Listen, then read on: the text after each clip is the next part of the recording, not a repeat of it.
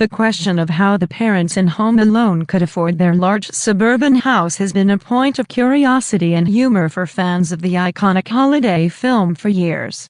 While the movie doesn't directly address the financial situation of the McCallister family, a deeper look at the house's size, location, and lifestyle can offer some insights into how they might have afforded it. Let's break it down and explore the potential ways the McCallisters could have paid for their lavish home. The McCallister house is one of the most memorable aspects of Home Alone. Set in an affluent Chicago suburb, the house is a massive, 4-bedroom, 2.5-bath home with ample space, high ceilings, and classic architectural design. With its grand staircase, expansive kitchen, and spacious living areas, the house is a symbol of wealth and success. It was shot in the Chicago area, and many viewers have speculated about the cost of a home like that. The McCallister family's home is located in an upscale suburb of Chicago, which plays a significant role in determining its price. In the 1990s, the average cost of a home in wealthy neighborhoods like Winnetka, Illinois, would likely have been at least $500,000, if not more, depending on the size and features of the property. Given the impressive nature of the McCallisters' home, it could easily have been priced at around $1 million or more.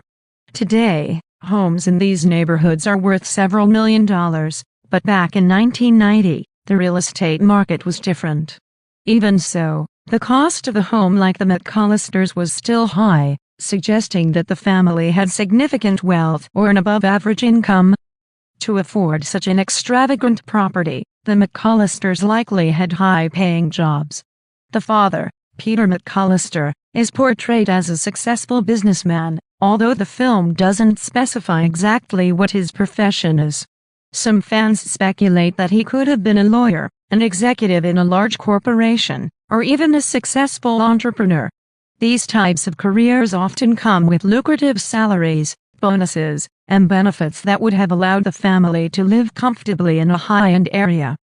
Peter's business acumen is also evident in his ability to organize the large family trip to Paris, which required not only the cost of international flights but also the expense of accommodating a large group in a hotel abroad.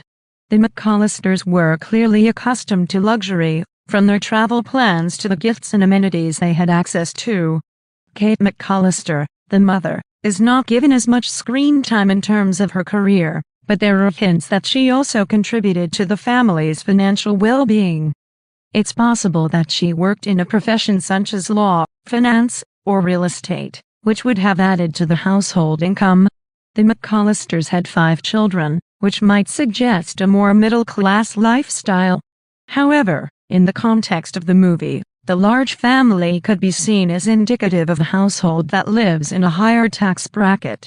A family of that size would have needed a significant income to maintain their lifestyle, given the high cost of raising children in an upscale area. Additionally, the family's financial situation allowed them to not only afford a grand home but also provide for lavish vacations and other luxuries.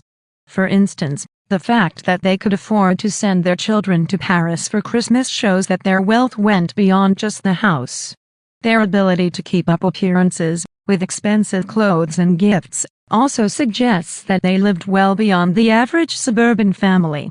The holiday rush and the Paris trip. Perhaps one of the most curious aspects of the McCallisters' financial situation is the cost of the infamous trip to Paris.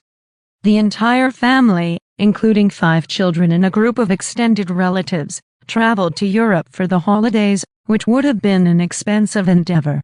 International travel in the 1990s was far from cheap, and with a family of their size, the flight costs alone would have been substantial. The fact that Peter and Kate could afford this trip while maintaining a large home suggests that they had a substantial income that extended beyond their mortgage and regular living expenses. The working class assumption. Some fans have joked about the family's wealth, given how ordinary the McCallisters seem on the surface. After all, Peter is a down-to-earth father, and the family's dynamic seems relatable for a typical suburban household. Yet, The reality is that this juxtaposition between working-class appearances and upper-middle-class reality is what makes the McCallisters' financial situation both fascinating and somewhat puzzling. Their ability to have it all, the big house, the dream vacation, the expensive gifts, is a reflection of the lifestyle many aspire to but few can afford.